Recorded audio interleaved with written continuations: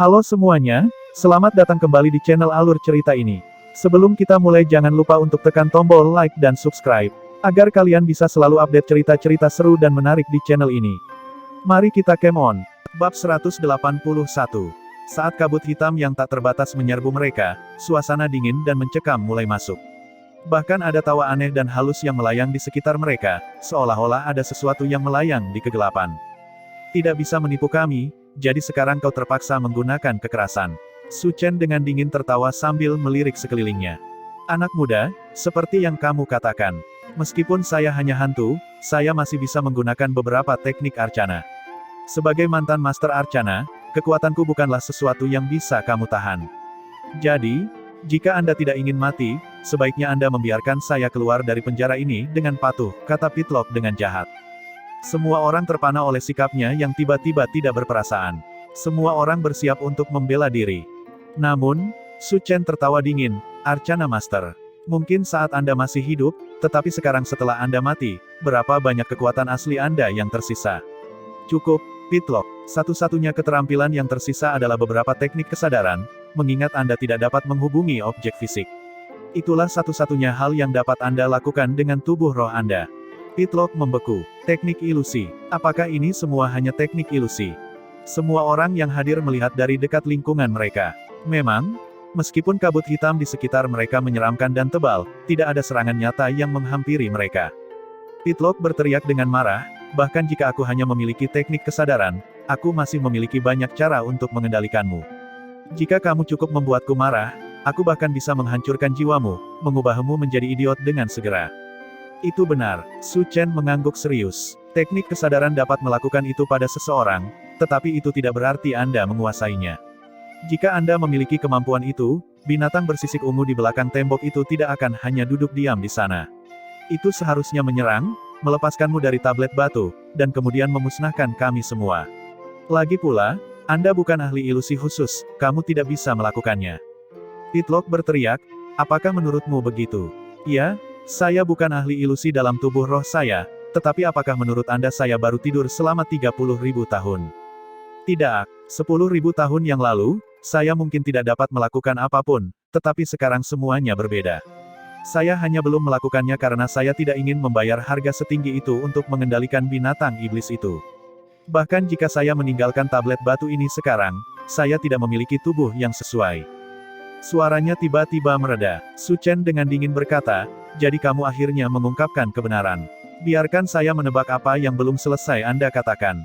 Pada kenyataannya, apa yang ingin Anda katakan adalah bahwa meskipun Anda meninggalkan tablet batu, tanpa tubuh yang pantas untuk dimiliki, Anda tetap akan mati, bukan? Tidak, Pitlock mulai berteriak. Inilah mengapa Anda membutuhkan kami secara khusus untuk mengeluarkan Anda, Su Chen mendengus. Ini bukan hanya agar kamu bisa bebas, karena sementara tablet batu itu adalah penjaramu, itu juga garis hidup terakhirmu. Tanpa tablet roh itu, jiwamu akan hilang dari dunia ini. Itu sebabnya Anda tidak hanya harus melarikan diri tetapi juga menemukan tubuh yang cocok. Saya tidak tahu apakah Anda dapat mengendalikan binatang iblis itu atau tidak, tetapi meskipun Anda bisa, Anda mungkin lebih memilih untuk tidak menjadi binatang buas. Itu sebabnya kamu memilih untuk tidur dan menunggu. Tidak, Patelok melolong. Saya hanya ingin bebas, kamu tidak mengatakan yang sebenarnya. Kamu hanya ingin tubuh baru, kata Su Chen dengan dingin. Tubuh yang lebih baru dan lebih sehat. Jiruoyu menggigil ketika dia memikirkan tentang apa yang mungkin terjadi jika dia melakukan apa yang diperintahkan Pitlock kepadanya dengan melepaskan hantu Master Arcana yang hebat ini. Tubuhnya mungkin telah disita secara paksa oleh pihak lain. Dia hanya bisa gemetar saat dia menyadari implikasi penuh dan berkata, iblis ini. Bajingan, Anda telah membuat saya kesal. Sekarang, Anda akan tahu harga menyinggung saya. Pitlock berteriak dengan marah. Saat dia melolong, pekikan melengking tiba-tiba mulai bergema di ruangan itu, suara itu masuk ke otak mereka. Semua orang secara bersamaan mencengkeram kepala mereka saat mereka berteriak kesakitan. Apa yang dikatakan Pitlock tidak salah. Meskipun dia hanya bisa menggunakan teknik kesadaran, dia masih bisa membunuh orang dengan itu. Pitlock ternyata masih memiliki teknik seperti itu di lengan bajunya. Tapi saat dia mengeluarkan pekikan yang mengental darah itu, Su Chen menyerang ke depan, mengambil tablet batu itu, dan berkata, jika kamu tidak menutup mulut, aku akan menghancurkan tablet ini. Lolongan dan pekikan segera berhenti. Pitlock menatap Su Chen dengan tak percaya. Bagaimana? Bagaimana kamu tahu? Ya, Pitlock berfantasi tentang meninggalkan tablet roh, tetapi itu tidak berarti menghancurkan tablet saja sudah cukup. Jiwanya terikat pada tablet, jika tablet itu hancur, begitu pula jiwanya. Hanya melalui mekanisme default di dinding, di mana rohnya dapat diekstraksi dari tablet, dia dapat mencapai kebebasan. Bagi kebanyakan orang, Pitlock tampak putus asa untuk meninggalkan tablet tersebut. Secara alami, tablet itu akan dipandang sebagai rantai atau penjara. Tidak ada yang berpikir untuk menggunakan penjara ini untuk mengancam Pitlock. Su Chen, bagaimanapun, langsung menunjukkan kelemahan terbesar Pitlock. Dia tertawa, bukankah kamu baru saja mengajari kami cara mengeluarkanmu? Jika ada metode yang lebih mudah, mengapa Anda tidak menggunakannya? Tentu saja, itu karena itu bukanlah cara yang sebenarnya untuk melepaskanmu. Pateloke gemetar. Itu benar. Jika dia bisa mencapai kebebasan hanya dengan menghancurkan tablet batu, mengapa dia perlu melakukan sesuatu yang begitu rumit untuk mengelabui Ji Ruoyu agar melakukannya untuknya? Su Chen tertawa dingin, kamu terlihat kuat tapi tidak memiliki banyak kekuatan. Tidak peduli berapa banyak keterampilan atau trik yang Anda miliki, mereka tidak dapat menutupi kelemahan terbesar Anda. Mulai sekarang, Anda sebaiknya mendengarkan perintah saya dengan hati-hati. Saat Su Chen berbicara, dia mengambil tablet batu itu. Tidak, Pitlock melolong putus asa. Jangan pernah memikirkannya. Saat dia melolong, ledakan besar terdengar. Dinding di sisi lab penelitian tiba-tiba runtuh. Binatang bersisik ungu keluar dari balik puing-puing dan menerkam Su Chen. Pitlock benar-benar menghilangkan ilusi bahwa binatang bersisik ungu telah ditempatkan di bawah saat ini. Binatang iblis telah menyerang murni berdasarkan insting ketika melihat semua orang begitu dekat dengan tablet roh Pitlock. Su Chen menarik tablet batu itu ke dekat dirinya, menempatkannya di antara dia dan binatang iblis sebagai perisai darurat. Yang mengejutkan, binatang bersisik ungu benar-benar berhenti bergerak. Jadi begitu, ya, Su Chen tersenyum sedikit. Misimu adalah menjaga, bukan menghancurkan, kan? Binatang bersisik ungu menatapnya saat ia menggeram sebagai peringatan. Meskipun binatang iblis memiliki kemampuan untuk berbicara bahasa manusia, harus ada manusia yang mengajarkannya terlebih dahulu. Tanpa instruksi atau mimik yang tepat, bahkan manusia hanya bisa mengoceh tidak jelas. Saat dia melihat binatang bersisik ungu menggeram padanya dengan mengancam tetapi tanpa bergerak, Su Chen memastikan bahwa dia menghentikan dirinya dari menghancurkan tablet batu. Dia tersenyum dan berkata, saya bisa membiarkannya seperti ini, tetapi saya ingin meminta Anda untuk tidak membuat masalah bagi kami. Apakah itu baik-baik saja? Meskipun tidak bisa memahami ucapan manusia, binatang itu masih memiliki kecerdasan dasar. Itu jelas mengerti maksud Su Chen. Setelah menggeram pada Su Chen beberapa kali, perlahan mundur. Sangat bagus. Su Chen tertawa ketika dia mengembalikan tablet batu ke tempat asalnya ketika Ji Ruoyu tiba-tiba berteriak, Kakak Su, hati-hati. Di belakang Su Chen, sosok seseorang muncul, menyerbu ke arah Su Chen seperti kilat dan melepaskan pukulan ganas tepat di punggungnya. Danba. Bab 182. Pukulan ini secara diam-diam ditujukan pada Su Chen dengan maksud untuk mengambil nyawanya. Saat Ji Ruoyu berteriak, Su Chen sudah bereaksi. Dia tidak berbalik. Sebaliknya, dia langsung menyerang ke depan, sekaligus melemparkan tablet roh ke udara. Saat tablet roh itu terlempar ke udara, sosok Pitlock terbang bersamanya, berteriak dengan panik sepanjang waktu. Binatang bersisik ungu melolong marah saat ia menyerang ke depan. Ia ingin menangkap tablet batu itu sebelum menyentuh tanah. Su Chen, binatang iblis, dan Danba ditakdirkan untuk bertabrakan satu sama lain karena tablet roh. Sesaat kemudian, awan besar debu terbang ke udara.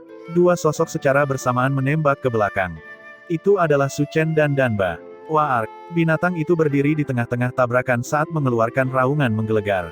Dalam pertukaran pukulan ini, binatang ini ternyata menjadi yang teratas. Namun, pergerakan tablet roh terpengaruh karena hal ini. Tidak ada yang menangkapnya, dan itu berputar ke tanah. Tidak, Pitlock berteriak putus asa. Tablet batu itu jatuh ke tanah.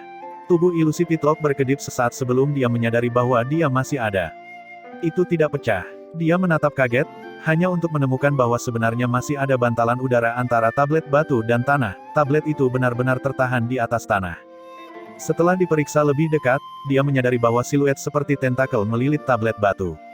Benda seperti tentakel inilah yang menghentikan tablet batu agar tidak mengenai tanah dan pecah. Ini adalah, katanya kaget. Milikku, kata Su Chen dengan sedikit senyum.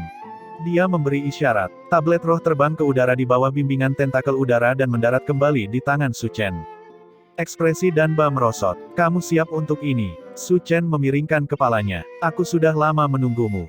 Danba telah merusak rencana Su Chen 2 kali, menyebabkan dia mengalami 2 kali kemunduran. Jika Su Chen masih belum mengambil tindakan pencegahan, maka dia tidak akan menjadi Su Chen. Meskipun dia tidak tahu bagaimana Danba akan menemukan tempat ini, Su Chen percaya bahwa Danba pasti tidak akan melewatkan lokasi sentral ini. Saat dia berbicara, dia menyerang dengan tangan kanannya. Tentakel udara yang mencengkeram tablet roh menghantam ke arah Danba. Ya, dia akan menggunakan tablet roh seperti palu. Ah! Teriakan ketakutan Pitlock mulai terdengar sekali lagi. Saat tablet terbang ke arah Danba, binatang iblis kelas menengah langsung beraksi, menggeram saat terbang menuju Danba. Danba tahu situasinya tidak baik. Dia buru-buru mundur, elang berbulu besi bermahkota muncul di belakangnya dan mencakar tablet roh. Jelas, dia ingin menghancurkannya. Pitlock melolong panik. Su Chen menyentakkan tentakel udara ke belakang. Tablet roh terbang ke udara, nyaris menghindari serangan cakar. Ha! Teriak Danba dengan marah. Gelombang energi yang kuat melonjak pada Su Chen, binatang iblis, dan tablet batu. Tiba-tiba, waktu terasa melambat. Pada saat itu, seberkas cahaya tiba-tiba melesat ke arah Su Chen. Secara bersamaan, seberkas cahaya lain muncul, namun, yang ini ditujukan pada Danba. Mengikuti kilatan cahaya, darah memercik ke udara dari Su Chen dan Danba. Arah mereka di udara diubah saat tombak pendek tiba-tiba menonjol dari tubuh mereka. Di dekat pintu masuk lab penelitian, pemuda ras ganas lainnya telah muncul. Prajurit kuil dengan tombak pendek. Tubuhnya berlumuran darah, dan rongga yang cukup besar muncul di dadanya. Terbukti, dia telah terluka cukup serius sebelum dia menyerang, tetapi serangan diam-diam itu masih melukai Su Chen. Tombak pendek juga menonjol dari perut Danba. Tombak itu dari Pi Yuanhong. Kamu tidak terluka, teriak Danba sambil menatap Pi Yuanhong. Sudah hampir sembuh total, jawab Pi Yuanhong. Lukanya terbuka lagi karena seberapa banyak usaha yang dia lakukan, tapi dia tidak peduli sedikit pun. Meskipun tombak pendek prajurit kuil sangat tajam, itu bukanlah pukulan yang mengancam jiwa. Di sisi lain, setelah meminum obat pemulihan tingkat tinggi, luka Pi Yuanhong dengan cepat membaik. Namun, Su Chen telah memerintahkannya untuk berpura-pura seolah dia masih terluka parah sehingga dia bisa melakukan penyergapan pada saat itu. Tanpa diduga, Su Chen telah menyuruh Pi Yuanhong untuk menyergap, sementara Danba telah menyiapkan prajurit kuil bertombak pendek sebelumnya, mengakibatkan keduanya disergap dan diserang pada saat yang bersamaan. Yang bisa dikatakan hanyalah bahwa keduanya benar-benar licik. Saat dia berbicara, Pi Yuanhong mengirimkan pukulan. Secara bersamaan, Duan Jiangsan dan Yu Mengnan mengikutinya. Meskipun dua prajurit kuil masih cukup tangguh, mereka jelas terluka, dan mereka mungkin tidak dapat mengeluarkan kekuatan penuh mereka. Tapi saat ini, binatang beraisik ungu maju lagi, menyemburkan kabut ungu dari mulutnya ke semua orang. Ini adalah binatang iblis tingkat menengah. Semua orang tahu betapa kuatnya itu, dan tidak ada yang mau duduk menunggu untuk terkena kabut itu. Pi Yuanhong dan yang lainnya hanya bisa mundur tanpa daya, begitu pula Danba dan prajurit kuil yang menggunakan tombak pendek. Binatang bersisik ungu hendak meludah lagi ketika sebuah tablet batu meluncur ke arahnya. Itu adalah Su Chen yang menggunakan tablet batu untuk menarik perhatian binatang itu. Di sampingnya adalah Yue Longsha berebut untuk mengeluarkan sebotol obat untuk diminum Su Chen sementara Ji Ruoyu membantunya melepaskan tombak dan membalut lukanya. Teriakan panik Pitlock bergema di udara, memberikan efek yang lucu pada adegan itu. "Old Pi, minum obatnya dan bunuh mereka," teriak Su Chen. "Dipahami," Pi Yuanhong menjawab, lalu mengeluarkan satu set obat dan meminumnya. Alih-alih meminum obat pemulihan tingkat tinggi, dia melemparkannya ke Yue Longsha sehingga Su Chen bisa menggunakannya. 4 botol obat turun satu demi satu. Energi Pi Yuanhong melonjak dengan liar, darah di tubuhnya mulai memanas. "Bunuh Danba dulu," Su Chen berteriak keras. Baginya, membunuh Danba lebih berharga daripada membunuh gabungan 39 pemuda ras ganas lainnya. "Hua!" Pi Yuanhong melolong saat dia menyerang Danba. Elang berbulu besi bermahkota melebarkan sayapnya lagi saat ia mengayunkan cakarnya ke bawah, menghantam tangan besi Pi Yuanhong. Percikan terbang kemana-mana, namun prajurit kuil yang kuat dengan paksa dikirim terbang oleh serangan Pi Yuanhong. Ini bukan hanya karena kekuatan Pi Yuanhong meningkat pesat, itu juga karena prajurit kuil terluka parah oleh tombak. "Mati!" Pi Yuanhong melolong saat dia menyerang ke depan seperti angin, membanting telapak tangannya ke kepala Danba. Saat dia akan menghancurkan kepala Danba, prajurit kuil yang menggunakan tombak pendek tiba-tiba menyerang, berniat untuk bertukar pukulan dengan Pi Yuanhong. Sesaat sebelum mereka berdua menabrak satu sama lain, cahaya cemerlang mulai bersinar dari tubuhnya. Cahaya ini tampak identik dengan teknik terlarang yang digunakan Ferraro tepat sebelum dia meninggal. Lonter, Danba berteriak. Prajurit kuil yang memegang tombak pendek meliriknya dan berteriak, "Pergilah." Danba terus menekan perutnya saat dia mundur. Jangan pernah berpikir untuk lari. Pi Yuanhong meletus, ingin mengejar Danba dan membunuhnya. Prajurit kuil yang menggunakan tombak pendek telah pulih ke kondisi puncaknya setelah membuka kunci teknik terlarang.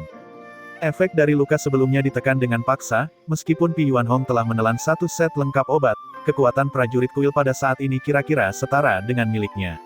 Namun, meskipun prajurit kuil ini berspesialisasi dalam kelincahan, dia terpaksa menghadapi pukulan secara langsung dan tidak dapat menghindar untuk membantu pelarian Danba. Tidak mungkin dia bisa mengalahkan Pi Yuanhong. Selain itu, Yu Mengnan dan Duan Jiangsan juga sudah dekat sekarang, dan mereka bertiga mulai menyerang secara bersamaan. Prajurit kuil yang memegang tombak pendek memblokir pintu dan tidak mau mundur. Pukulan demi pukulan menghujani tubuhnya, pukulan kuat menyebabkan dia memuntahkan darah terus-menerus. Namun, prajurit kuil terus bertahan, tubuh pendeknya tiba-tiba memancarkan cahaya cemerlang. Totem kera rohnya muncul di atasnya untuk terakhir kalinya. "Hiya!" teriak Duan Jiangsan saat pedang penghancur gunungnya mengiris melewati tubuh prajurit kuil. Darah beterbangan di udara. Lonter terus dengan gigih mengayunkan tombaknya seolah-olah luka di tubuhnya tidak ada sama sekali. Dengan rentetan pukulan yang terus-menerus, Lonter dihantam oleh 3 pukulan Pi Yuanhong dan 2 pukulan telapak tangan dari Yu Mengnan. Tato totemik di tubuhnya mulai redup saat darah mulai mengalir dari luka yang menutupi tubuhnya. Namun, dia tidak mundur. Duan Jiangsan berteriak dan melepaskan serangan pedang lainnya. Lonter tidak berusaha mengelak, tombak di tangannya menusuk sebagai tanggapan. Batang tombak tiba-tiba bersinar dengan cahaya hitam saat menusuk ke dada Duan Jiangsan, menusuknya. Secara bersamaan, pedang Duan Jiangsan diukir jauh ke dalam tubuh Lonter. Pi Yuanhong menindaklanjuti dengan pukulan ke kepala Lonter. Kepala Lonter tersentak ke belakang, penyok di dekat pelipisnya muncul akibat benturan. Meski begitu, dia menolak untuk mati saat lengannya yang tersisa menyerang dengan kecepatan kilat, menghantam bagian tengah tubuh Pi Yuanhong yang terluka. Meskipun Pi Yuanhong telah menggunakan obat besi kulit, serangan ini menyebabkan seluruh tubuhnya menegang kesakitan. Yu Mengnan mendekat dengan cepat, telapak tangannya yang diarahkan dengan cepat menabrak dada Lonter. Banyak retakan terdengar saat tulang rusuknya patah, salah satunya menusuk langsung ke jantungnya. Namun, mengandalkan sisa kekuatan yang tersisa dari membuka teknik terlarang, Lonter tidak akan mati. Dia melakukan serangan balik, dalam pertukaran pukulan, kekuatan Yu Mengnan lebih lemah dari Lonter, dan dia dikirim terbang. Namun, saat dia terlempar, seutas benang perak tiba-tiba muncul di tangannya, melilit lengan Lonter. Dengan tarikan keras, lengan Lonter yang tersisa terbang. Setelah kehilangan kedua lengannya, Lonter melolong saat dia menyerang ke depan, menendang kakinya dalam satu upaya terakhir. Sayangnya, tendangan ini terhenti di jalurnya. Pi Yuanhong meraih kakinya dan berkata dengan dingin, "Kamu menolak untuk mati. Mari kita lihat apakah kamu bisa selamat dari ini." Dia menarik dengan kuat dengan kedua tangannya, membelah Lonter menjadi 2. Bab 183. Sementara Pi Yuanhong dan Lonter terkunci dalam pertempuran sengit, Su Chen sedang mengajak anjingnya berjalan-jalan. Ya, dia sedang mengajak anjing jalan-jalan. Tablet roh terbang bolak-balik di udara, Pitlock berteriak dan menjerit seolah-olah sedang bungee jumping. Binatang bersisik ungu terus-menerus mengejar tablet roh, berlari bolak-balik seolah-olah sedang diikat. Binatang bersisik ungu tidak bodoh, tetapi perintah yang tercetak di garis keturunannya tidak memberinya pilihan lain. Sementara binatang bersisik ungu tidak punya pilihan, bagaimanapun, Pitlock melakukannya. Pitlock, yang tidak ingin terlempar ke udara lagi, berteriak dengan marah, "Cukup. Hentikan semuanya." Saat dia berteriak, gelombang energi kesadaran yang tak terlihat menyapu binatang bersisik ungu dan Su Chen. Namun, binatang bersisik ungu mundur dan melolong marah. Kehendak Pitlock tidak mampu mengendalikan binatang iblis tersebut. Dia tidak pernah terampil mengendalikan bentuk kehidupan lainnya. Dia baru mulai mempelajarinya begitu dia berubah menjadi hantu dan tidak dapat mengendalikan objek fisik, tetapi karena dia tidak memiliki dasar dan tidak dapat membaca buku apapun, dia tidak memiliki jalur belajar dan harus mengandalkan wawasannya sendiri, membuat kemajuannya sangat lambat. Dia hanya bisa mengendalikan binatang bersisik ungu sebelumnya karena tidak pernah mengalami hal seperti itu sebelumnya dan telah disergap. Sekarang, mengulanginya akan sangat sulit. Adapun untuk mengendalikan Su Chen, itu jauh dari angan dan logika. Manusia lebih cerdas dan memiliki kemauan yang lebih kuat daripada binatang iblis. Jika binatang iblis bisa menahan serangan kesadaran ini, itu bahkan tidak layak disebut Su Chen. Serangan kesadaran Pitlock tidak mengendalikan baik Su Chen maupun binatang itu, memberi Su Chen kesempatan.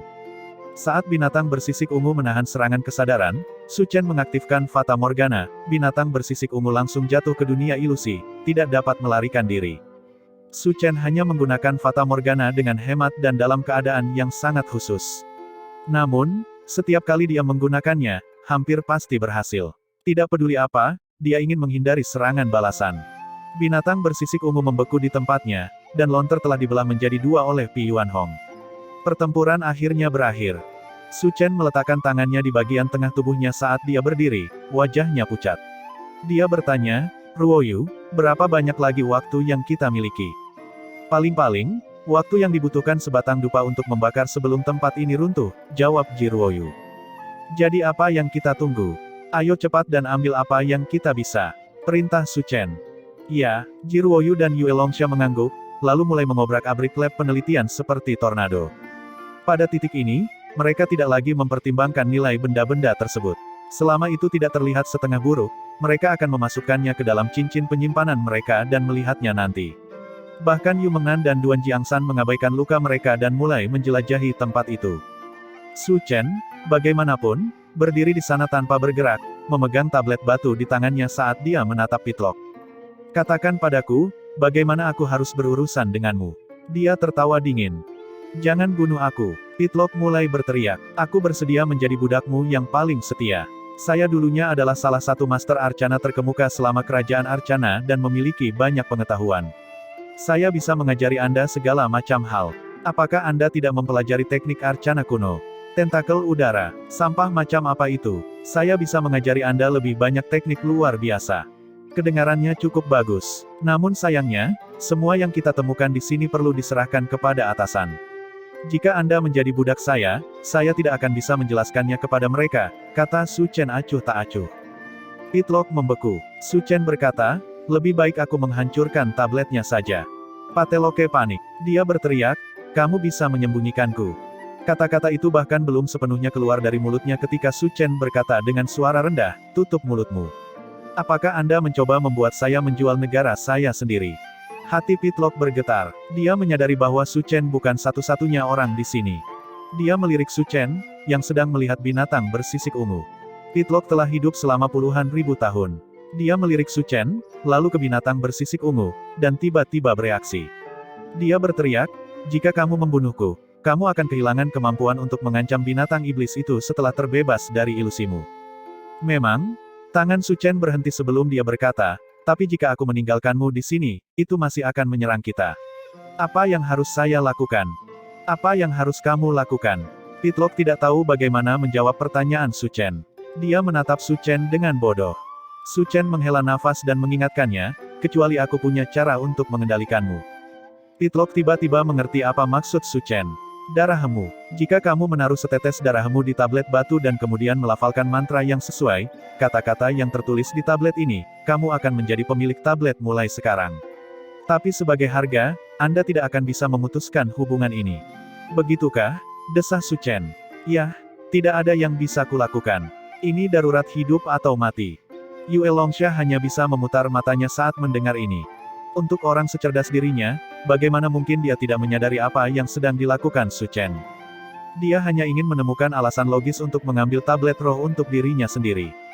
Menyelundupkan tablet roh melewati inspeksi tidaklah praktis. Karena Su Chen berteman dengan semua orang, yang lain mungkin setuju untuk membantunya menyelundupkannya jika dia memohon kepada mereka. Namun, ini juga akan memberi orang pengaruh atas dirinya. Saat ini, semua orang masih berteman baik, tetapi tidak ada yang tahu apa yang akan terjadi di masa depan. Su Chen tidak ingin itu terjadi, jadi dia perlu mencari alasan. Untungnya, binatang bersisik ungu adalah alasan yang sempurna. Dengan alasan ini, Su Chen berhak mengklaim tablet tersebut. Faktanya, niat Su Chen mungkin dilihat oleh orang lain selain Yue Longsha. Namun, itu hanya tablet roh. Pengetahuan Pitlock adalah harta yang tak ternilai bagi Su Chen, tetapi itu tidak berharga bagi yang lain, bahkan orang-orang seperti Pi Yuanhong. Jika Anda menyuruh mereka membaca buku, mereka akan tertidur bahkan sebelum setengah jalan. Selain itu, hubungan Su Chen dengan semua orang sangat baik. Mereka mungkin kesulitan membantu Su Chen secara terbuka, tetapi tidak ada yang punya masalah hanya dengan berpura-pura buta. Lagi pula, mereka juga akan mendapatkan bantuan Su Chen. Mendapatkan bantuan hanya dengan tidak melakukan apa-apa adalah sesuatu yang disukai semua orang. Su Chen juga sama. Bahkan jika mereka menemukannya, Su Chen dapat mengklaim bahwa itu adalah keputusan yang dibuat di bawah tekanan ekstrim dan bahwa dia tidak punya pilihan selain mengklaim tablet itu untuk dirinya sendiri. Bagaimanapun, hal-hal akan jauh lebih mudah untuk dijelaskan. Selanjutnya, Su Chen meremas setetes darah ke tablet roh dan mulai melafalkan mantra yang tertulis di tablet. Pada kenyataannya, itu hanyalah pola energi asal yang unik. Begitu dia menyelesaikan mantranya, proses mendapatkan tablet roh untuk mengenali pemiliknya juga selesai. Sejak saat ini dan seterusnya, itu sepenuhnya menjadi milik Su Chen. Tidak mungkin untuk memberikannya bahkan jika dia mau. Setelah menaklukkan tablet roh, binatang bersisik ungu juga mulai terbangun dari mimpinya. Anehnya, itu tidak menyerang Su Chen, sebaliknya, itu hanya menatapnya dengan saksama. Su Chen menatap binatang bersisik ungu dan berkata dengan suara rendah, "Aku tahu kamu tidak percaya padaku, tapi aku ingin kamu tahu bahwa semua yang kamu lihat dalam mimpi itu adalah benar." Meskipun binatang iblis tidak bisa memahami ucapan manusia, itu masih bisa merasakan maksud Su Chen. Dua ark, dia memiringkan kepalanya ke belakang dan mengeluarkan teriakan resonansi. Mengikuti seruan ini, teriakan binatang iblis terdengar jauh di kejauhan sebagai jawaban. Itu adalah respon dari binatang bersisik ungu kecil setelah mendengar tangisan ayahnya. Setelah mendengar lolongan ini, binatang bersisik ungu berteriak dengan sedih saat menatap Su Chen dengan marah. Su Chen berkata, "Saya sangat menyesal telah membunuh temanmu. Namun, jika Anda bersedia, saya dapat membawa anak Anda keluar dari sini. Misi binatang bersisik ungu telah berakhir. Anak Anda akan dibebaskan mulai saat ini dan seterusnya." Dia tidak memiliki cara untuk menyampaikan pemikirannya kepada binatang iblis bersisik ungu melalui bahasa yang rumit, tetapi dia masih memiliki triknya sendiri. Sesaat kemudian, Su Chen melemparkan Fata Morgana lagi, menunjukkan akibat dari runtuhnya reruntuhan. Ini agak berisiko. Binatang bersisik ungu tahu bahwa itu ada di alam mimpi. Selama dia mau, dia bisa dengan mudah menerobos. Namun, ternyata tidak. Itu diam-diam menyaksikan Su Chen menunjukkan kepadanya apa yang akan terjadi selanjutnya.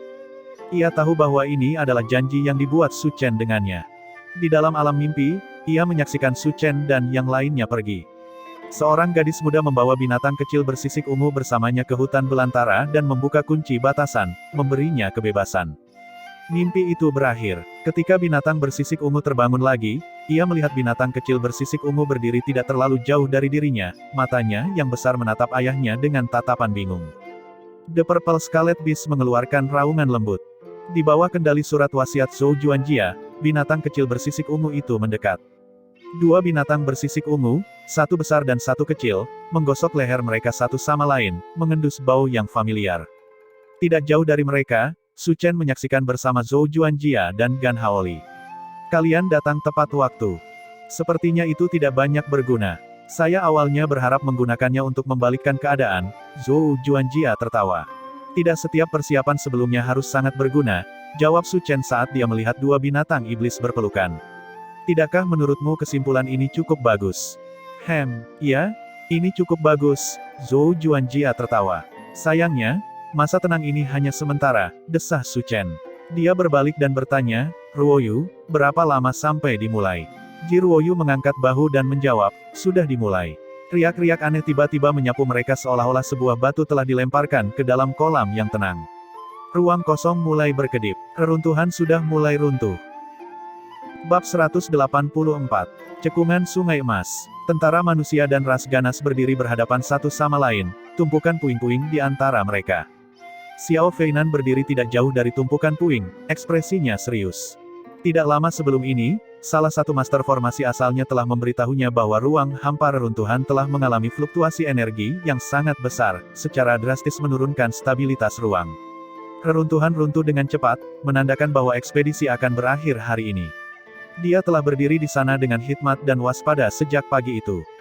Ras ganas hampir tidak mendapat informasi seperti manusia tentang situasi di reruntuhan, tetapi mereka memiliki cara mereka sendiri untuk mencari tahu, dengan terus mengawasi manusia. Begitu Xiao Feinan muncul di lokasi ini, Mo Lihan juga muncul. Sangat cepat, ruang di atas tumpukan puing mulai beriak dengan kuat, fluktuasi secara bertahap meningkat intensitasnya. "Mereka di sini," kata salah satu bawahan Xiao Feinan dengan cemas. Ras ganas juga menyadari sesuatu sedang terjadi.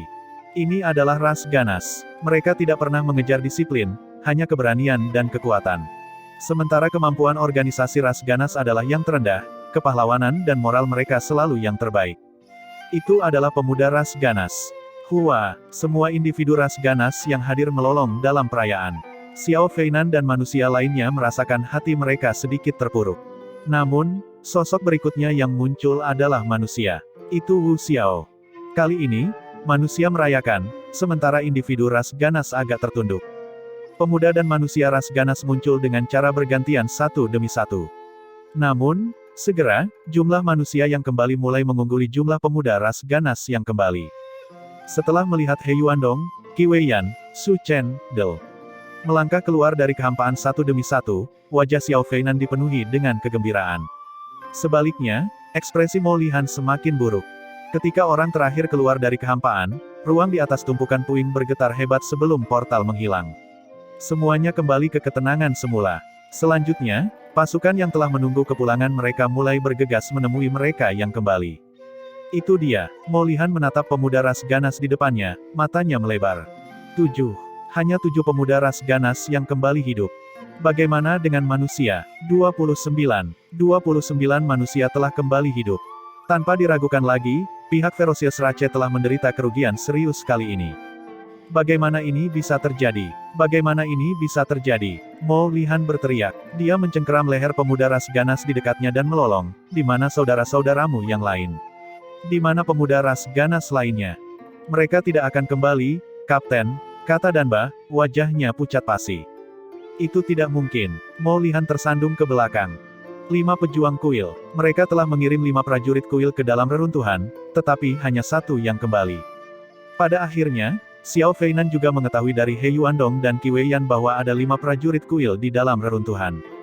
Wajahnya memucat. 5. Anda yakin ada 5? He Yuandong dan yang lainnya baru saja akan memastikannya ketika Su Chen tiba-tiba berkata, sebenarnya, kami tidak bisa memastikannya. Apa? Semua orang menatap Su Chen dengan kaget. Su Chen berkata dengan jelas, alasan mengapa kami berasumsi bahwa mereka adalah prajurit kuils adalah karena lawan kami sangat kuat, tetapi kekuatan tidak selalu menyiratkan bahwa mereka adalah prajurit kuils. Misalnya, meskipun klan bangsawan garis keturunan biasanya lebih kuat, mungkin ada 1 atau 2 individu tanpa garis keturunan yang mampu melampaui batas normal.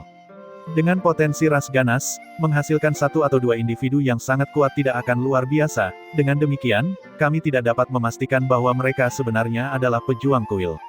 Secara pribadi, menurutku mereka sama sekali bukan prajurit kuils. Setelah mendengar ini, Xiao Feinan menghela nafas lega. Namun, Tang Ming mulai gelisah. Bagaimana mungkin mereka tidak? Feng Yigu bahkan menelan set obat itu, dan pria yang dia lawan sudah terluka. Namun, mereka berdua tewas bersama pada akhirnya. Dan pemuda ras ganas yang aku lawan, menurutmu apakah kita membutuhkan aku dan pemimpin He untuk berurusan dengan pemuda ras ganas yang normal? Tang Ming, tutup mulutmu, kata He Yuandong. Aku juga berpikir kalau mereka berdua bukan prajurit kuils. Saya mendukung pemikiran itu, kata Qi Weiyan. Apa? Tang Ming membeku. Dia melihat sekelilingnya, hanya untuk menemukan bahwa sebagian besar orang di sekitarnya mengangguk. Meskipun kepribadiannya arogan, dia bukan idiot. Dia tiba-tiba menyadari bahwa jika dia terus mempertahankan bahwa ada 5 prajurit kuil, tidak akan ada efek apapun pada kelompok ras ganas yang berkumpul. Lagi pula, mereka semua sudah mati, dan tidak mungkin mereka bisa memverifikasi kebenaran masalah ini. Namun, itu tidak akan berdampak kecil pada Xiao Feinan. Paling tidak, dia akan dituduh terlalu lalai dalam mengawasi situasi. Semua orang akrab dengan Xiao Feinan. Jika dia hanya seorang jenderal yang sombong dan angkuh, mereka mungkin tidak mengatakan apa-apa, tetapi Xiao Feinan adalah orang yang cukup baik. Tidak ada yang ingin melihatnya mendapat masalah. Selain itu, metode yang digunakan ras ganas untuk menyelundupkan 2 prajurit kuil masih dirahasiakan. Tidak ada yang bisa mengatakan dengan pasti apakah Xiao Feinan terlalu lemah atau taktik lawan lebih unggul. Tidak ada gunanya menyeret-nyeretnya ke masalah ini. Itulah sebabnya Su Chen menyatakan bahwa ada 2 tersangka prajurit kuils tambahan. Ini bisa dianggap memberi Xiao Feinan kesempatan ekstra. Yang paling penting, mereka bisa menggunakan ini untuk mendapatkan kemurahan hati Xiao Feinan. Dengan cara ini, Xiao Feinan akan berhutang budi kepada semua orang yang hadir. Berapa banyak nilai yang didapat dari kebaikan seseorang bervariasi dari orang ke orang dan sulit untuk diperkirakan. Paling tidak, bagaimanapun, kesan Xiao Feinan tentang Su Chen meningkat secara signifikan karena dia adalah orang pertama yang mengungkapkan keraguan bahwa prajurit Kuils mungkin sebenarnya bukan prajurit Kuils. Setelah menyadari hal ini, Tang Ming tidak mengatakan apa-apa. Xiao Feinan juga mengerti apa yang sedang terjadi. Dia menggenggam tangannya dan berkata, semua orang telah bekerja keras dalam ekspedisi ke reruntuhan ini. Aku, Xiao Feinan, mengenali darah, keringat, dan air mata yang telah kalian curahkan. Saya percaya saya dapat mengatakan atas nama Long Sun Country bahwa kalian semua akan diberi imbalan yang adil atas kontribusi Anda. Secara alami, Xiao Feinan mengungkapkan rasa terima kasihnya. Tentu saja, rasa terima kasih tetaplah rasa terima kasih, pemeriksaan tetap harus dilakukan. Sumber daya di dalam cincin asal masih perlu dikumpulkan, dan para siswa itu sendiri juga diperiksa untuk memastikan bahwa mereka tidak menyembunyikan apapun. Akhirnya, mereka perlu mewawancarai setiap siswa untuk menentukan apa yang sebenarnya terjadi di reruntuhan dengan membandingkan kesaksian setiap orang, lalu membuat evaluasi. Dalam keadaan seperti ini, papan roh tidak mungkin tetap tersembunyi. Di dalam tenda utama, seorang petugas sedang menginterogasi Su Chen, menuliskan semua yang telah dia lakukan di dalam reruntuhan. Sikap petugas sangat ramah. Tidak ada yang terjadi untuk membuat Su Chen tidak bahagia. Setelah menanyakan dengan tepat tentang kepemilikan tablet roh, petugas itu berkata dengan ramah, saya sudah menuliskan semua yang terjadi. Secara keseluruhan, tidak ada masalah dengan kesaksian Anda. Adapun tablet roh ini, meskipun sudah diakui kepemilikannya oleh Hemu, itu harus tetap di sini bersama kita sesuai aturan sampai atasan dapat melihatnya. Ini, Su Chen ragu-ragu. Ketika dia menjawab pertanyaan petugas, Su Chen sengaja meremehkan nilai pitlok. Meskipun petugas itu tahu bahwa roh dari Master Arcana kuno ada di dalam tablet, dia tidak tahu bahwa roh itu sebenarnya adalah Master Kepala Arcana, dan yang bisa menggunakan teknik kesadaran. Tanpa pertanyaan, ini akan menyebabkan penilaian tablet rohnya menurun drastis. Namun, jika Su Chen menyerahkan tablet roh kepadanya, hasilnya akan sulit diprediksi. Jika Pitlok diam-diam mencoba dan menggagalkan rencananya dengan menceritakan segalanya, Su Chen mungkin tidak dapat bertahan di tablet roh. Karena itu sudah diakui Master dan bukan sesuatu yang sangat berharga, kembalikan saja padanya. Saya akan menjelaskan situasinya kepada atasan. Saat ini, sebuah suara datang dari luar tenda. Xiao Feinan masuk, tangannya di belakang. Terima kasih banyak, Jenderal Xiao. Su Chen berdiri dan berkata, dia tahu bahwa ini adalah balasan dari Xiao Feinan sebelumnya. Bab 185. Malam itu, kaum manusia mengadakan perayaan besar-besaran atas nama Su Chen dan yang lainnya. Banyak perwira dan tentara bergantian menuangkan minuman untuk mereka. Biasanya, sebagai sarjana asal Qi, mereka dapat dengan mudah menetralkan alkohol, namun, pasukan mengeluarkan anggur yang diseduh dari obat-obatan roh, memperkuat kandungan alkoholnya. Su Chen akhirnya mabuk berat. Ini adalah kedua kalinya dalam hidupnya dia mabuk, dan dia terbangun dengan sakit kepala yang sama seperti terakhir kali. Saat meninggalkan tendanya, dia disambut oleh pemandangan pelatihan tentara, teriakan dan yel-yel memenuhi udara. Su Chen pergi untuk melihat lebih dekat karena penasaran. Setiap prajurit memiliki fisik yang kuat, dan semua prajurit berada di puncak tempering tubuh. Pasukan biasanya dipisahkan oleh barisan. Terlepas dari beberapa peringkat elit, individu ranah bodi tempering biasanya adalah tentara, sementara sarjana asal Qi setidaknya akan menjadi perwira rendahan. Untuk setiap prajurit batalion ini berada di puncak penempaan tubuh menyiratkan bahwa resimen ini cukup kuat. Terhadap tentara tempering tubuh biasa, Su Chen mungkin bisa menghadapi 100 sekaligus tanpa masalah. Namun, Su Chen tidak yakin bahwa dia bisa menghadapi 100 tentara ini sekaligus, bahkan jika dia menang, dia harus menanggung kerugian. Selamat pagi. Apa pendapat Pangeran Su tentang pasukanku? Xiao Feinan berjalan ke arah Su Chen. Su Chen berpikir sejenak sebelum menjawab, formasi mereka terdefinisi dengan baik, dan keberanian mereka sangat mengesankan. Mereka harus menjadi pasukan elit yang telah melalui banyak pertempuran. Sanjungan selalu cukup efektif. Xiao Feinan memiringkan kepalanya ke belakang dan tertawa, baiklah. Setiap prajurit di sini adalah seorang veteran, lagi pula, Benteng Sungai Emas adalah garis pertahanan pertama melawan ras ganas. Meskipun mereka tidak sekuat kalian para jenius, mereka masih merupakan kekuatan yang harus diperhitungkan saat mereka bekerja bersama-sama. Namun, Xiao Feinan tiba-tiba mengubah topik dan berkata, prajurit yang baik membutuhkan perwira yang baik untuk memimpin mereka. Benteng saya tidak kekurangan prajurit yang baik, tetapi kami kekurangan komandan yang memiliki otak dan kekuatan.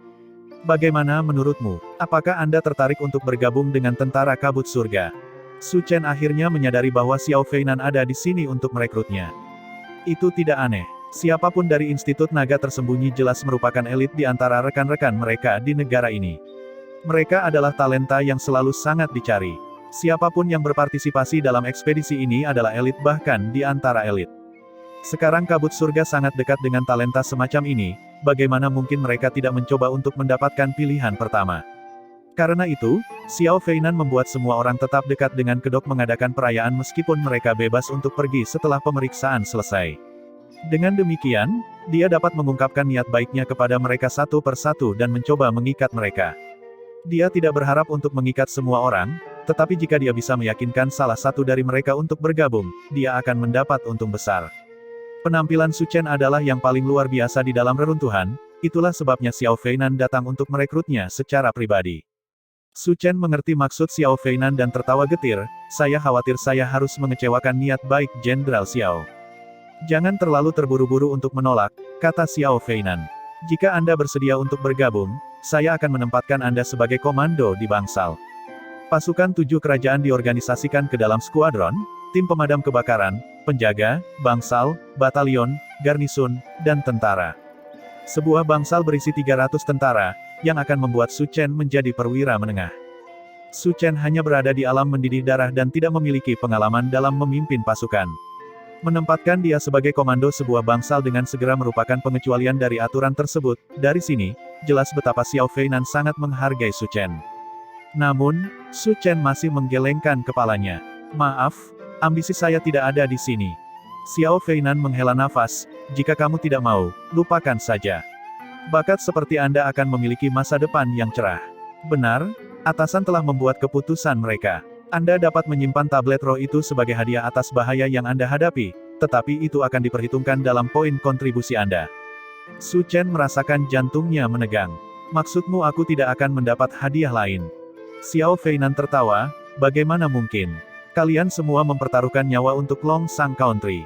Jika kami bertindak seperti ini karena masalah sepele seperti itu, semua orang akan membenci kami.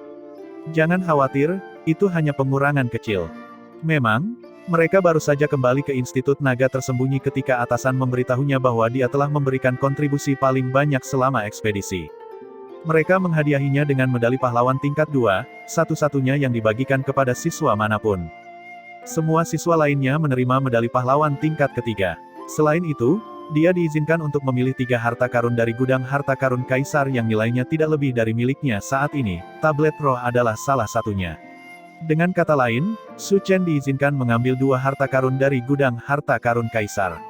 Selain itu, meskipun dia harus menyerahkan semua buku tersembunyi yang dia temukan di reruntuhan, dia diizinkan untuk menyimpan salinannya. Tidak diragukan lagi, mereka sangat murah hati. Pada hari itu, seorang pejabat istana membawanya ke Long Coiling City untuk mengunjungi gudang istana kekaisaran. Saat memasuki gudang, Su Chen disambut dengan pemandangan senjata yang tak terhitung banyaknya, bahan obat berharga, del. Setiap barang memiliki kualitas setinggi mungkin. Orang tua yang bertanggung jawab mengantarnya ke sana berkata, ini adalah gudang istana kekaisaran. Pangeran Su, Anda boleh memilih 2 harta karun dari ruangan ini. Jika Anda memiliki sesuatu yang Anda butuhkan, Anda juga dapat memberi tahu saya. Terima kasih Pak, saya ingin memilih teknik yang memadatkan energi asal terlebih dahulu, kata Su Chen. Orang tua itu membawa Su Chen ke gudang teknik kultivasi. Memang, teknik yang dia cari, seni kitab suci emas, ada di sana. Karena nilai teknik ini sangat tinggi, teknik ini tidak ditempatkan di dalam perpustakaan pribadi kaisar. Sebaliknya, itu diperlakukan sebagai harta dan disimpan di gudang. Namun, setelah Su Chen mengambilnya, keluarga kekaisaran tidak akan dapat mengolah teknik itu lagi di masa depan. Setelah menyelesaikan tugas yang dipercayakan kepadanya oleh Si Kei Huang, suasana hati Su Chen sedang baik. Dia mulai membaca dengan teliti harta karun itu, mencari sesuatu yang cocok untuknya. Setelah mencari selama hampir setengah jam, dia telah mengitari seluruh gudang tetapi tidak menemukan sesuatu yang cocok. Orang tua itu bertanya, ada begitu banyak harta di sini. Apakah tidak ada dari mereka yang layak untuk dinilai oleh Pangeran Su? Su Chen tertawa, Tuan, Anda telah salah paham dengan saya. Saya memiliki kebutuhan yang unik, saya pikir apapun yang bisa dibeli dengan uang tidak sebanding dengan waktu saya. Hanya barang yang tidak bisa dibeli dengan uang yang merupakan harta yang nyata. Memang ada banyak harta karun di dalam gudang istana kekaisaran, tetapi kebanyakan dari mereka memiliki label harga yang terkait. Saya tidak terlalu bersemangat tentang apapun dengan label harga di atasnya. Orang tua itu tertawa mendengar ini dan berkata, Pangeran Su memang orang yang pandai. Saya percaya apa yang Anda cari adalah harta yang tidak ada bandingannya. Ada banyak harta di sini, tapi mungkin Pangeran Su tidak bisa menggunakannya. Oh, minat Su Chen terusik. Aku hanya bisa menentukan apakah aku bisa menggunakannya atau tidak setelah aku melihatnya. Pangeran, tolong ikuti aku. Orang tua itu membawa Su Chen ke sudut tertentu di gudang. Tumpukan batu abu-abu didirikan di sudut itu. Mereka tampak cukup sederhana. Orang tua itu mengambil salah satu batu dan berkata, batu-batu ini secara tidak sengaja ditemukan oleh Yang Mulia suatu hari ketika dia menjelajahi alam luar. Mereka memiliki efek yang sangat unik yang menyebabkan energi asal seseorang mendidih. Menyebabkan energi asal seseorang mendidih. Su Chen bertanya dengan kaget. Seperti namanya, energi asal origin Kisarjana akan mendidih dan berfluktuasi dengan hebat, memberikannya kemampuan ekstrim untuk mengembun. Efek memadatkan energi asal seseorang dengan cara ini akan sangat meningkatkan kekuatan semua jurus seseorang, tetapi karena seberapa efektifnya, itu akan membuat energi asal sulit dikendalikan. Batu-batu di gudang telah diperoleh Lin Mengze, Kaisar Negeri Long Sang saat ini, selama perjalanannya di antara alam lain sebelum dia naik tahta. Pada saat itu, dia menemukan bahwa mereka dapat menyebabkan energi asal seseorang mendidih, membuatnya berpikir bahwa dia telah menemukan bahan yang dapat meningkatkan kekuatan jurus seseorang. Sayangnya, setelah melakukan beberapa percobaan di bebatuan setelah kembali, dia menemukan bahwa fluktuasi energi asal terlalu kacau dan tidak mungkin dikendalikan. Setelah mencoba banyak ide tanpa hasil, dia akhirnya menyerah dan menyimpannya di tempat ini. Karena dia telah menemukan batu-batu ini secara tidak sengaja saat menjelajahi alam luar, tidak ada keberadaan serupa yang dapat ditemukan di seluruh benua. Tidak ada label harga yang bisa dipasang pada mereka, menyebut mereka harta tanpa tandingan, yang tidak ada penggantinya, sama sekali tidak salah.